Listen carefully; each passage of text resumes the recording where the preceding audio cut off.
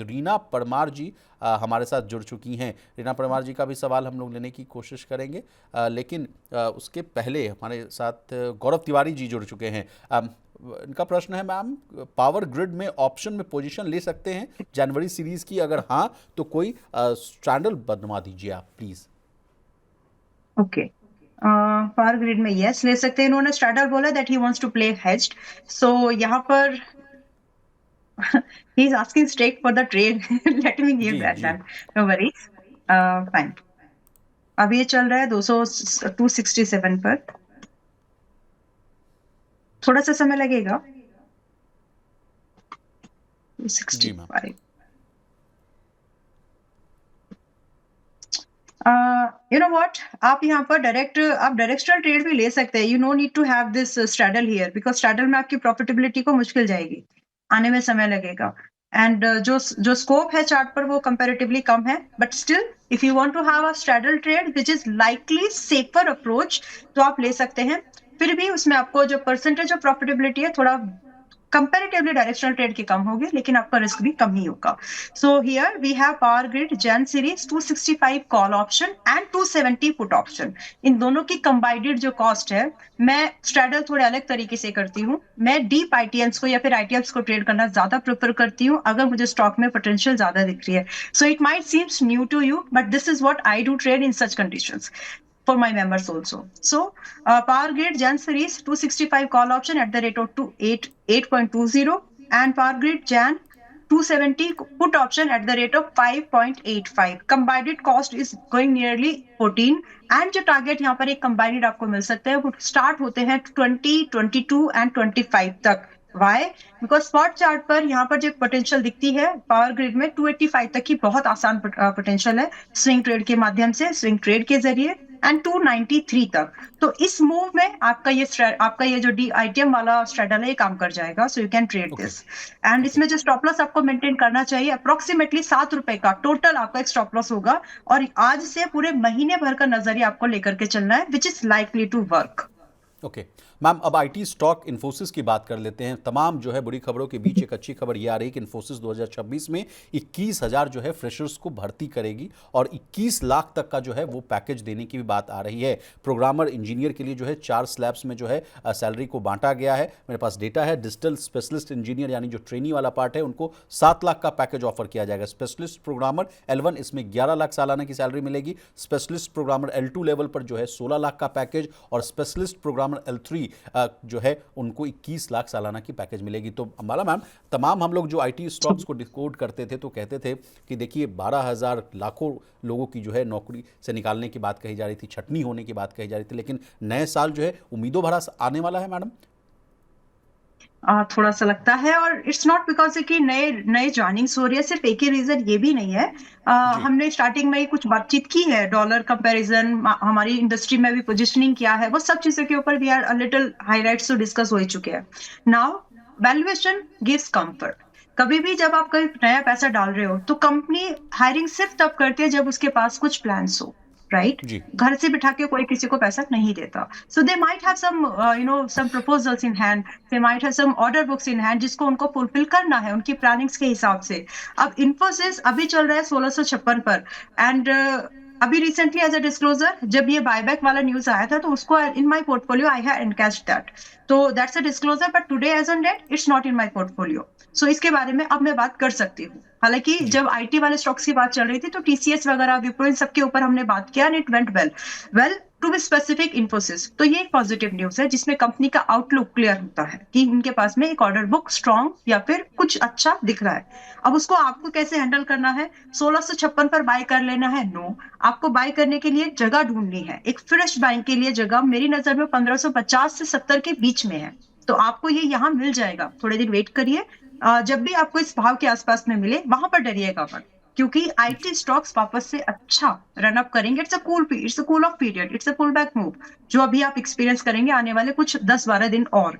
तो उसमें आपको एंट्रीज बनानी है अगर आप कंफर्टेबल हैं तो। एंड यहाँ से जो इन्फोसिस में टारगेट है, आपको याद है बायबैक का प्राइस 1800 रुपए था, तो एग्जैक्टली मिनिमम मैम। कंपनी खुद अपने प्राइस की उतनी वैल्यूएशन डिसाइड कर रही है, तो कम से कम वो टारगेट तो हम एक्सपेक्ट कर ही सकते हैं। हाउएवर इट्स लेस, हमें यहाँ पर 1870 तक के टारगेट को चेस करना चाहिए।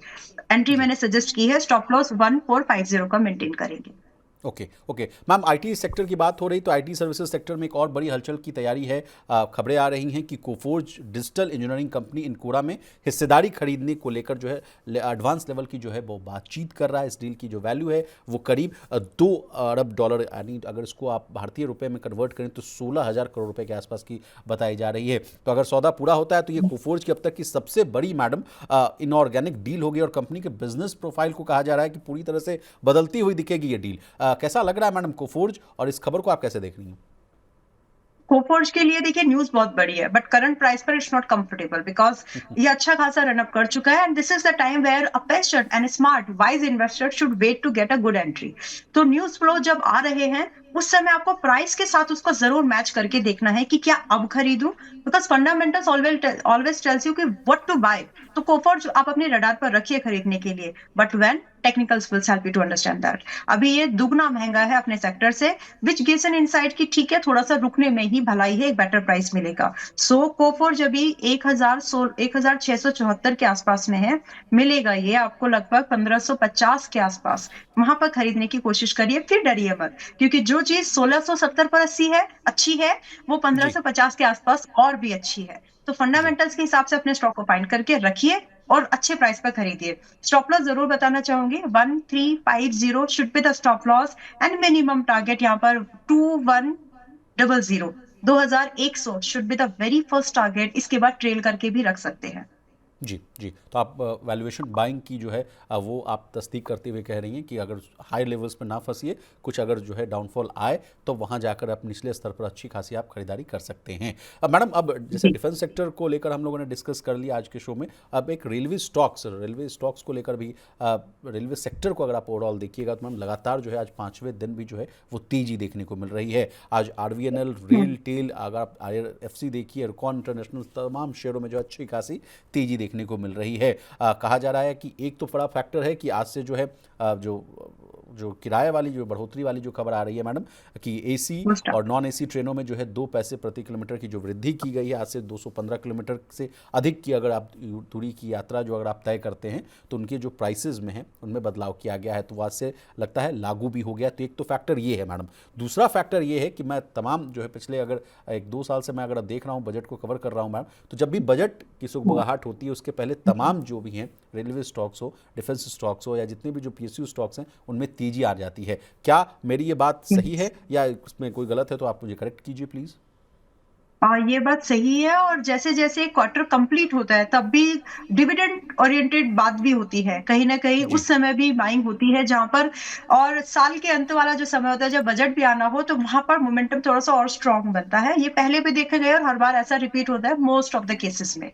बट मैं अभी सबसे पहले एक बात और ये भी बोलना चाहती हूँ कि आपके चैनल के थ्रू भी हमने बहुत सारे पीएसयू स्टॉक्स अभी पिछले कई हफ्तों से कवर करना शुरू किया, and they work very well. चाहे उसमें आप ओके इरकॉन को लीजिए, आरबीएनएल को लीजिए, या फिर आईआरसीटीसी को लीजिए, अपनी पसंद के स्टॉक, मैंने बोला था कि 7-8 स्टॉक्स है, अपनी पसंद के स्टॉक में पैसा लगा सकते हैं और सभी स्टॉक्स में अच्छा परफॉर्म भी किया है। Some stocks working trading like 10-12% today also, आज के जी इंट्राडे की बात करें तो। But the question here is, क्या खत्म हो गया ये मूवमेंट या फिर अभी भी यहाँ से एक मूवमेंट बाकी है? सो विशाल जी, ये एक आज के डेट में पैसा डालने वाला वो गलती नहीं कर रहा है जिसने टॉप पर बाय किया था। दोनों की एंट्री में प्राइस में बहुत डिफरेंस है। आप आज एक गिरे हुए स्टॉक को, गिरा हुआ मतलब अच्छा खासा डिस्काउंटेड स्टॉक को एक अच्छे प्राइस पर खरीदने की कोशिश करें, जिसमें अपसाइड की मूवमेंट एंड पोटेंशियल टाइमिंग आपके फेवर में जा सकती है। सो अगर आप इन स्टॉक्स में पैसा लगाने का प्लान कर रहे हो, बी लिटिल कॉशियस। रीजन एक है कि आप थोड़ा सा लेट एंटर कर रहे हैं उनके मुकाबले जिन्होंने पिछले हफ्ते 15 दिन पहले एंट्री बनाई है, and I was one of them कि मैंने ये स्टॉक्स रेकमेंड किए थे। अभी जी आप पैसा लगा सकते हैं, लेकिन एक्सपोजर थोड़ा सा आधा करके लगाइए, सो दैट अगर ये स्टॉक 10-15% गिरे, विच इज इट्स नेचर, इनका नेचर है कि इतना करेक्ट करके चलते ही है, तो आप उसमें थोड़ा बहुत एडिशन कर सके, सो दैट आपका एवरेज प्राइस बेटर बने और आप इनको हफ्ता, 10 दिन, 3 महीने तक का एक व्यू बना करके होल्ड कर सके। अभी इन सभी स्टॉक्स में लाइन से 10 से 25% की अपसाइड पोटेंशियल अभी भी बाकी है, अगर हम 4-5-6 महीने की व्यू को बात करें तो। मैम, अब कुछ व्यूअर्स के सवाल ले लेते हैं। गुड आफ्टरनून मनी 9, आई जी हैव हिंद कॉपर। हिंद कॉपर है मैडम, 1000 शेयर्स हैं, 370 की खरीद है। Please let me know the target for the profit booking. 370 की खरीद है Hind Copper. First of all congratulations ji and I mean, it's a good entry that you made, but अभी this is the time when you should trail it. जहां पर आपको secure करना profit को वो ज्यादा इंपॉर्टेंट है रादर कि आप नए प्रॉफिट में इसको इसमें चेज करें। हालांकि अगर मेरा एक साल का मैंने एक बहुत स्पेशल डेडिकेटेड वीडियो इन स्टॉक्स के ऊपर बनाई कि जो दिसंबर 25 में हम कौन से ऐसे स्टॉक खरीदे जो दिसंबर 26 तक हमको अच्छा रिटर्न दिला सके, तो हिंद कॉपर, हिंद जिंक, उसमें से कुछ स्टॉक्स मेरे मैंने इंक्लूड किए हैं। 5 स्टॉक्स थे, उसमें से 2 ये है। वेल हिंद कॉपर अभी भी मजबूत है। स्टॉक में हम बात कर चुके हैं इसके बारे में कि क्यों ये मजबूत रहेंगे 1 साल और 1.5 साल और, तो वो जी डिस्कशन एक लंबा अलग डिस्कशन पॉइंट है। जी बट टू मैं बी चाह भी रहा स्पेसिफिक था कि अभी क्या अंबाला मैडम करें। कि कमोडिटीज सेगमेंट को भी मैं थोड़ा टच करूं। गोल्ड सिल्वर को लेकर भी खबरें आ रही थी आज की। अगर मैं सिल्वर की बात करूं मैडम तो आज तो एकदम जबरदस्त चांदी एक दिन में 13,117 रुपये महंगा हो गया है। सोने की अगर बात की जाए तो वो भी अगर देखिए 1.38 जो है वो लाख के आसपास आता हुआ दिख रहा है। 1,38,000 के पार चला गया है। ऑल टाइम हाई दोनों जो है जो कमोडिटीज जो है ऑल टाइम हाई के आसपास हैं। 2,32,000 के आसपास जो है चांदी चला गया है और सोना जैसा कि मैंने आपको कहा। और इसके अलावा कमोडिटीज सेगमेंट की मैं बात करूं तो तांबा देख लीजिए, प्लैटिनम देख लीजिए मैडम, तमाम जितने भी जो कमोडिटीज है उसमें आग लगी हुई है। एक दो उत्तर मैं आपसे जानना चाहता हूं मैडम, क्यों लगी हुई है आग? सप्लाई डिस्ट्रप्शन है और भारत में सिंपल से एक है। अच्छा मुझे याद भी आ गया कि पिछली बार हम जो प्राइम शो में जुड़े थे उस समय एक छोटा सा एग्जैक्टली पुल मैम। बैक अभी मुझे बहुत अच्छे से याद आ गया। तो मैंने बोला था अभी मुझे पूरा अच्छे से वो याद आ गया कि ये जस्ट एक पुल बैक है, वापस से नए हाई बनेंगे एंड 2 लाख के ऊपर आई गेव दैट वर्ड ये जाएगा। और मतलब ये 2,20,000 जाएगा, वो 2.25 लाख तक का एक ऐसा मतलब डिस्कशन हुआ था। 2 तो जाएगा ये बात पक्की की थी हमने, लेकिन 2,30,000 जाएगा, दिसंबर में ही जाएगा, इतनी जल्दी एक्सपेक्टेशन मैंने भी नहीं की थी। मैम और ग्लोबल ग्लोबल ये जो ब्रोकरेज हाउस पूरा की तो रिपोर्ट्स ये भी कह रही है अंबाला मैडम कि 3 लाख के भी पार जा भाई, सकता है सोना। यस यस, उसका सोना चांदी बोला है शायद। जी जी जी। नहीं, सोना को भी यस, बोला है मैडम, सोने को भी लेकर भी है भविष्यवाणी की गई है ओके, 2026 के एंड तो पे। जी यस, तो अभी अगर हम 2 कमोडिटीज के बीच में देखें ना, तो दोनों की जो रफ्तार है, दोनों में रेस इस तरह की लगी है कि कौन ज्यादा जीतेगा। सोने को चढ़ने के लिए हेज चाहिए, आई मीन कुछ तो ऐसे टेंशन वाली कंडीशन चाहिए, वो टेंशन वाली कंडीशन अभी नहीं है, जिसकी वजह से सोना थोड़ा सा कंपैरेटिवली चांदी के, कॉपर के, एल्यूमिनियम के कम चल रहा है। और जी ये जो चढ़ावट है, ये जो बढ़ती है ना, ये फंडामेंटल्स के बेस पर है। जितना ज्यादा इलेक्ट्रिफिकेशन, अब थीम्स के नाम लेंगे तो इनके कंजप्शन बढ़ रहे हैं, but resources are limited and you can not make them, you can not produce them. आप माइनिंग ही कर सकते हो, राइट? इससे ज्यादा जी क्या करोगे आप? तो वो जो रिसोर्सेज है लिमिटेड है। एंड अगर आप देखेंगे तो जो नेचुरल रिसोर्सेज है, इसको लेकर के बड़ी लड़ाइयां चल रही हैं जो ऊपर से दिख नहीं रही है अभी। हर जी कोई, चाहे वो किसी भी प्रोडक्ट को लीजिए, हर कोई कंट्री या हर कोई इकोनॉमी स्पेसिफिकली जो माइनिंग वाले प्रोडक्ट्स है उनको ओन करने की, उनको रूल करने की कोशिश में है। तो जो जीत जाएगा उसकी जीत होगी, बाद में वो अलग बात है। बट फिलहाल जो सप्लाई में जो डिस्ट्रप्शन है, सबको जो डर है, कंजप्शन डिमांड तो बढ़ गई लेकिन उतनी सप्लाईज नहीं बढ़ पाई है। और उसी का चलता यही रीजन है कि जहां सप्लाई में थोड़ा डिस्ट्रप्शन आता है वहां पर मैं भी अपने पास होता है ना, जो जमाखोरी करना, मतलब रख लेना, पता नहीं राइट वर्ड है कि नहीं, बट थोड़ा स्टोरेज कर लेना, वो चीज है यहाँ पर और वो चलेगी।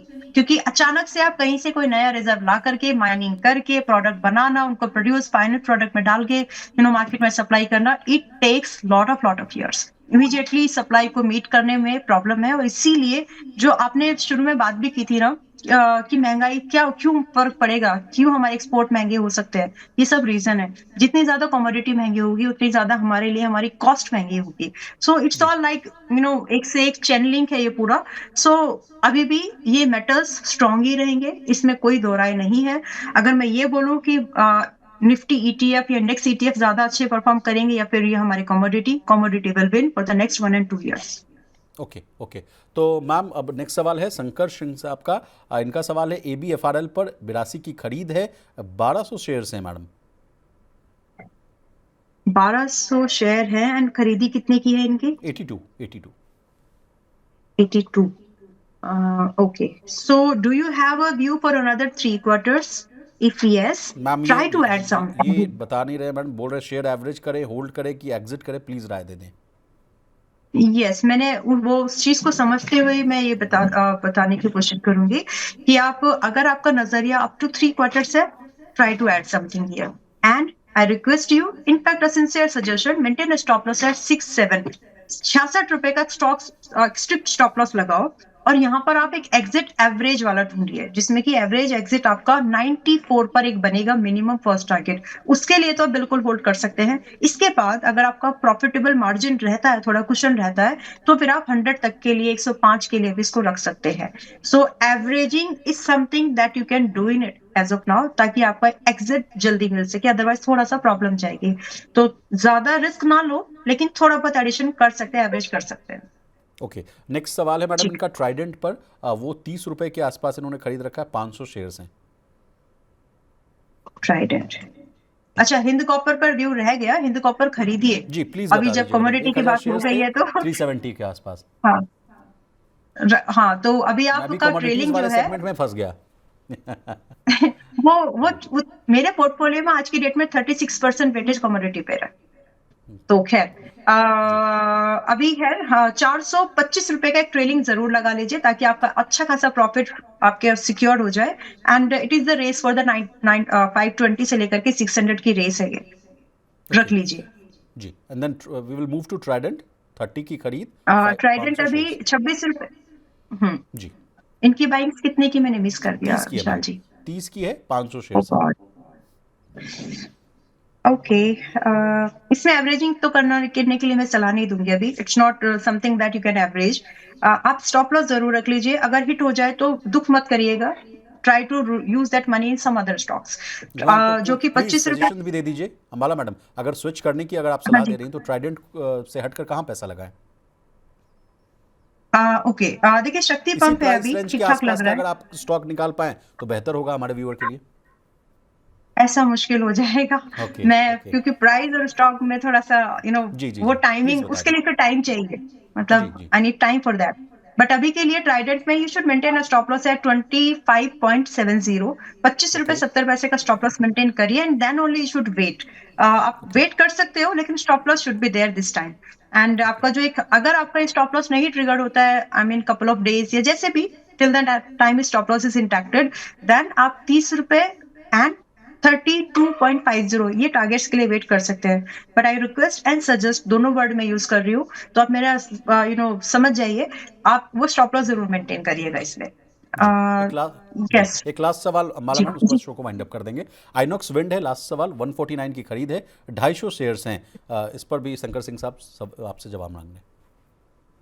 149 की बाएंगे, 250 शेयर है। मैं इसमें एक चीज और देखना चाहती हूँ विशाल जी, थोड़ा सा तो एक्सपेंसिव है। ओके, इसमें एडिशन मत करिए, सिर्फ जैसा है होल्ड करिए और समय दीजिए उसको सिर्फ 3 महीने का। ठीक है, आपको एक टारगेट है, that target you can expect in this is 160 minimum and second target approximately 185। Now आपको यहाँ पर स्टॉप लॉस रखना चाहिए as a sincere person about your money, जो कि आपका स्टॉप लॉस यहाँ पर 114 का स्टॉप लॉस है, that should be there. Okay ma'am, अगर अभी मार्केट का अपडेट लिया जाए तो 26,040 के आसपास कारोबार हो रहा है। तो मैं अगर चार्ट्स देख पा रहा हूँ तो 26,050 के नीचे काफ़ी समय से कारोबार होता हुआ दिख रहा है। तो अगर किसी व्यक्ति को अगर जी, मान लीजिए इसमें फ्यूचर्स एंड ऑप्शंस में ट्रेड करना हो तो क्या निफ्टी को अभी शॉर्ट करने की सलाह होगी या नहीं?